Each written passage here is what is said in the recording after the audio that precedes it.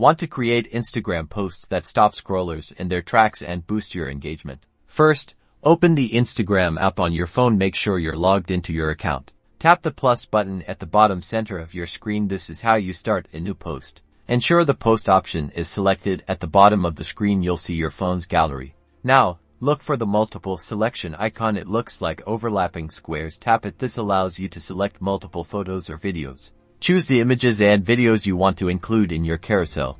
Tapping them in the order you want them to appear, Instagram will number them for you. After selecting your media, you can apply filters to each image or video individually. Swipe through the options at the bottom to preview them.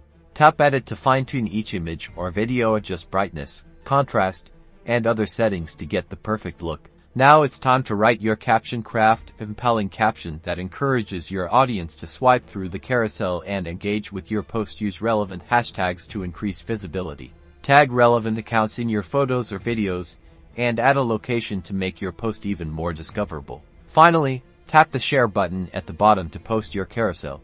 And that's it. You've created an engaging Instagram carousel post that will captivate your audience and boost interaction. Now go out there and start creating amazing content.